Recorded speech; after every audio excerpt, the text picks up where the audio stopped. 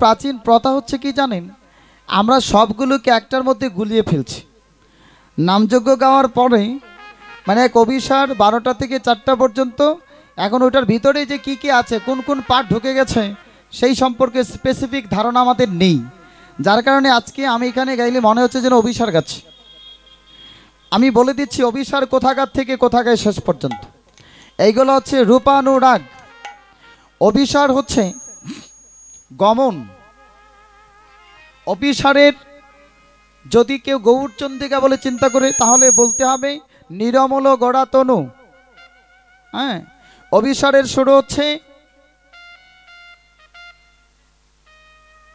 ঝাট করো মনোহর বেশ। আমাদের একটা ধারণা হচ্ছে যে মাটিতে চাঁদের উদয় বললেই মনে হয় অভিসার চলছে। আমরা তিনটাকে একটা করে ফেলছি তো, যে ঝাট করো মনোহর বেশ, এটার পরবর্তীতে সে অভিসার করবে। এর আগে পর্যন্ত যাহা কিছু আছে সেটাকে বলা হয় রূপানুরাগ।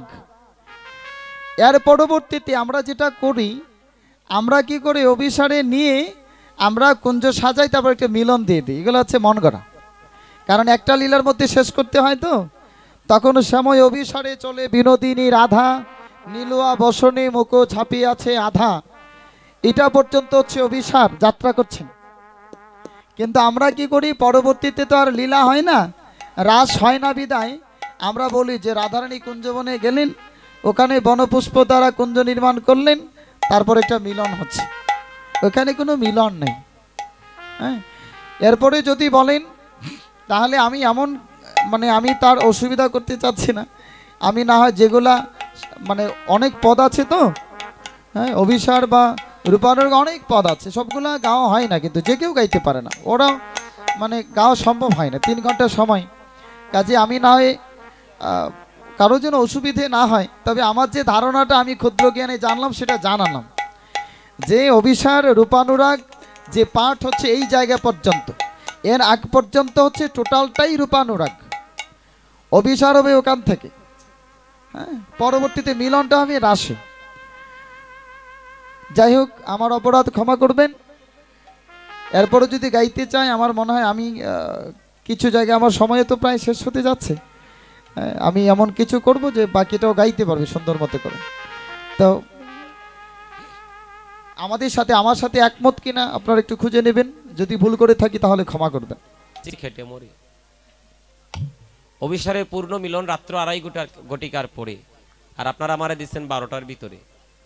এখন যে সময়টা হলো, হ্যাঁ, রূপ অভিসার করা যায়, মানে রূপ অনুরাগ যেটা আগে হয়ে গেছে, বা আক্ষেপ অনুরাগ, হ্যাঁ, বা আক্ষেপ, এগুলো করা যায়। কিন্তু আমার আগেই হয়ে গেছে রূপ। আর ওখানে একটা সামান্য একটা দ্বিমত এসেছে রূপ অনুরাগের পদ নিয়ে, কথা নিয়ে।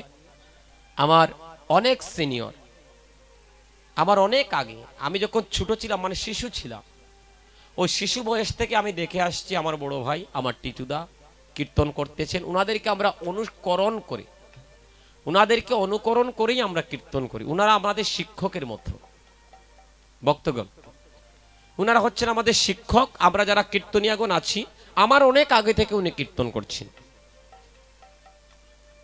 আমি যখন কীর্তনিয়াই নই, আমি যখন করতালি বাজাইতে পারতাম না, ওই সময় আমার টিটুদা কীর্তন করে আসতেছে।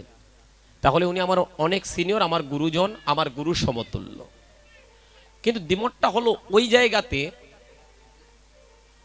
যে পদগুলো নিয়ে। আমরা তো গুরু পরম্পরায় পেয়েছি অল্প বিদ্যা অল্পমতি। ও দাদা, একটু কথাটা শুনবানি, আস্তে আস্তে, একটু আস্তে কথা যদি বলেন একটু ভালো হয়, উপকার হয়, আমাদের বড়ই উপকার হয়। হ্যাঁ হ্যাঁ, 6টা থেকে 9টা পর্যন্ত হয়েছে কি রূপ। তো রূপ মানে কি? রূপ অনুরাগ মানে হলো রূপের বর্ণনা। আমার মহাপ্রভু রূপের বলেন আর কৃষ্ণ রূপ বলেন, পা থেকে মাথা পর্যন্ত বর্ণনা দিতে পারবো যে আমার গোবিন্দের চোখটা এরকম ছিল। যেমন রূপ অনুরাগের প্রথম পদ হলো দামিনী দামোদ মনোরুচি দোরসই, এই পদটা হলো প্রথম পদ। ওখানে আক্ষেপ বা যে আমি দেখে এলাম, কেন গেলাম, কেন আইলাম, এই পদগুলো কখনোই বলা যাবে না। আমি দেখে এলাম, বা দেখেছি, এইরকম আক্ষেপটা আসলে বলা যায় না, এটা আমরা গুরু পরম্পরায় পেয়েছি। তাহলে রূপটা দেখেছিল কে? রূপটা দেখেছিল বিষ্ণুপ্রিয়া, আর বলেছিল তার অন্তরঙ্গা সখী বর্তমান এই যে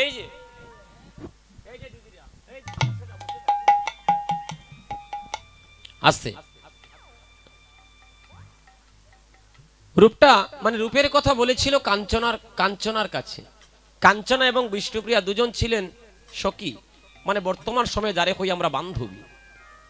হ্যাঁ, কাঞ্চনা মনের আবেগ দিয়ে গৌর রূপের বর্ণনা শুনেছিল, কিন্তু শুনে কি হয়েছিল এই কথাগুলো কিন্তু রূপ অনুরাগে বলা যাবে না। মানে দেখে কি হয়েছিল, আমার দেখে এইরকম হয়েছিল, এই কথাগুলো বলবো আমি আক্ষেপ বলবো। তারপরে আমি যেমন অবিসারের গৌরচন্দ্রিকার শেষ পদটা হলো গোরাচাঁদ রাধারো ভাবেতে ভূ। গানের পদেই আছে অবিসারো ভাবে যায় তোরা করে যেন পাগলে নিরপারা, মানে গমন করা। অবিশ্বাস শব্দের অর্থ হলো গমন করা, মানে যাওয়া। এই পদটার মধ্যেই তো যাওয়ার কথাগুলো খুব সুন্দর করে বর্ণিত আছে, গোরাচাঁদ রাধারো ভাবেতে ভুরা। তবে আমার দাদা গানটা বলে গিয়ে পদটা বলে গিয়েছেন, আমার জন্য একটু সহজ করে গিয়েছেন, যে আমার ছোট ভাইয়ের আর এই পদটা বলার প্রয়োজন নাই, আমি আগেই বলে গিয়েছি, অভিসারের পদটা আমি বলে গিয়েছি, তাই না? যে গোরাচাঁদ রাধারো ভাবেতে ভুর, অবিসারো ভাবে যায় তোরা করে যেন পাগলি নিরপারা। মানে গৌর হরির মধ্যে দুইটা তত্ত্ব ছিল, দুইটা ভাব ছিল, একটা হলো রাধা তত্ত্ব আর একটা হলো কৃষ্ণ তত্ত্ব। কখন যে রাধা ভাবের উদয় হতো আর কখন যে কৃষ্ণ ভাবের উদয় হতো, একমাত্র আমার গৌর হরি ছাড়া আর তার অন্তরঙ্গ ভক্ত ছাড়া কেউ জানতো না। সুরধ্বনিতে আমার গৌর হরি তার ভক্তগণ নিয়ে সে অবিসারে গমন করেছিল, আর ওই পদটা মহাজন তখন রচনা করেছিলেন গোরাচাঁদ রাধার ভাবেতে ভূর, অবিসার ভাবে যায় তোরা করে যেন পাগল পারা। এখন রূপ অনুরাগের পদ, যেমন গোবিন্দের চরণ থেকে 10টা নখের বর্ণনা দেওয়া হয়েছে, পায়ের বর্ণনা দেওয়া হয়েছে। হ্যাঁ, তারপরে আমার গোবিন্দের তিলকের বর্ণনা দেওয়া হয়েছে, চূড়ার বর্ণনা দেওয়া হয়েছে, 2টা নয়নের বর্ণনা দেওয়া হয়েছে, নাসিকার বর্ণনা দেওয়া হয়েছে, 2টা ঠোঁটের বর্ণনা দেওয়া হয়েছে, জিহ্বার বর্ণনা দেওয়া হয়েছে, তারপরে বদনের বর্ণনা দেওয়া হয়েছে, কানের বর্ণনা দেওয়া হয়েছে, 2টা হাতের বর্ণনা দেওয়া হয়েছে। এত এত কথা, এত এত পদ। এখন এই যে দাদা একটা কথা বলে গেলেন যে অবিসারের পদ এগুলো নয়, আমি গৌরচন্দ্রিকার পদগুলো কি বলবো?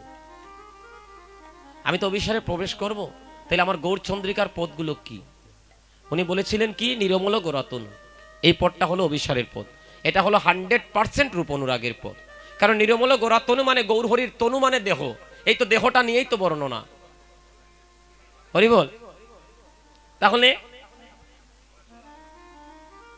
আমি ওনার অনেক অবিসার শুনেছি, দাদার অনেক অবিসার, আমার টিটুদার অবিসার শোনা হয়েছে, আমাদের গোয়াইনঘাট রাধানগরে উনি অবিসার কীর্তন করেছেন। তারপরে এই যে আমাদের গোয়াইনঘাটের, হ্যাঁ, এই পাঁচপাড়া, এরকম অনেক গ্রামে উনি কীর্তন করেছেন, অবিসারে আমার যাওয়া হয়েছে। দাদা বলেছেন যে আমরা 5 মিছালি কীর্তন করি অবিসারে। আমার দাদাও তো ওই রকম কীর্তন করেন, ওই পদগুলোই তো অবিসারে বলেন। তা আমরা তো ওনাদের দেখেই শিখেছি। তো ওনারা আমাদের গুরুজন, আমরা ওনাদের ছাত্র। তো ছাত্রদের জন্য শিকার রাস্তাটা ওনারা যেন করে রেখে যান, কারণ আমরা তো শিখতেছি, ওনাদের দেখে আমরা শিখি। আর আমরাও রাধারানীর করুণায়, রাধারানীর কৃপায় 2-1টা পদ গুরু পরম্পরায়া বস্তু আমরাও আস্বাদন করেছি। মোটামুটি তো কিঞ্চিত মাত্র হলেও তো কীর্তন কোন জায়গা থেকে স্টার্ট হয় একটু হলেও তো বুঝি, না হলে কি 14টা বছর হয়ে গেছে এই কীর্তন জগতে, হরিবল, একটু বুঝি বলেই তো আপনারা আনেন। তাহলে রূপের বর্ণনা, আর ওই রূপের বর্ণনা আমি আবারও বলেছি, আপনারা বলেছেন কৃষ্ণ রূপের বর্ণনা করার জন্য, তাই না? উনি করেছেন কি রূপ, মানে গৌর রূপের বর্ণনা। কৃষ্ণ রূপের বর্ণনা হয়েছিল। যাই হোক, এইদিকে আর আমি যাচ্ছি না। আমার মাইকে আমার নামটা শোনায় যে বিধু, এই কথাটা বলায়, এই 2টা কথা বললাম।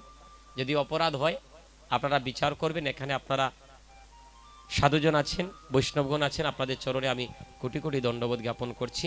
আমরা গুরু পরম্পরায় বস্তু পেয়েছি, গৌর চন্দ্রিকার শেষ পদটাই হচ্ছে অভিসারে যাওয়ার গোরাচাঁদ রাধারো ভাবেতে ভূত। অভিসারো ভাবে এখানে পদেই বলা হয়েছে, অভিসারো ভাবে যায় তোরা করে যেন পাগলেরই পাড়া। এখন আমার একটা পদ সহজ করে দিয়ে গেলেন, এটা আর আমার গাওয়ার প্রয়োজন হবে না, কারণ আমার দাদা গেয়ে গিয়েছেন। হ্যাঁ, তো আমার জন্য আশীর্বাদ করবেন সবাই। আপনাদেরকে নিয়ে অভিসারের ব্রতী হচ্ছে, আপনারা টাইম দিয়েছেন, যে সময় দিয়েছেন ওই সময়ের ভিতরে আমি শেষ করব। তবে হ্যাঁ, অভিসার দেওয়া হয়েছে তো আমার উপর। হ্যাঁ, এই যে আমার ভক্ত দাদা বলতেছেন। আচ্ছা, এই দুইটা পদ আমি বলবো না, আমি এই পদগুলো আর বলবো না, আমি অন্য পদগুলা বলবো। সবাই প্রেমানন্দে বলুন হরি বল। প্রাচীন প্রথা হচ্ছে কি জানেন, আমরা সবগুলোকে একটার মধ্যে গুলিয়ে ফেলছি। নামযজ্ঞ গাওয়ার পরে মানে এক অভিসার 12টা থেকে 4টা পর্যন্ত, এখন ওটার ভিতরে যে কি কি আছে, কোন কোন পার্ট ঢুকে গেছে সেই সম্পর্কে স্পেসিফিক ধারণা আমাদের নেই। যার কারণে আজকে আমি এখানে গাইলে মনে হচ্ছে যেন অভিসার গাচ্ছি। আমি বলে দিচ্ছি অভিসার কোথাকার থেকে কোথাকায় শেষ পর্যন্ত। এইগুলো হচ্ছে রূপানুরাগ। অভিসার হচ্ছে গমন। অভিসারের যদি কেউ গৌরচন্দ্রিকা বলে চিন্তা করে তাহলে বলতে হবে নিরমল গড়া তনু। হ্যাঁ, অভিসারের শুরু হচ্ছে ঝাট করো মনোহর বেশ। আমাদের একটা ধারণা হচ্ছে যে মাটিতে চাঁদের উদয় বললেই মনে হয় অভিসার চলছে। আমরা তিনটাকে একটা করে ফেলছি তো, যে ঝাট করো মনোহর বেশ, এটার পরবর্তীতে সে অভিসার করবে।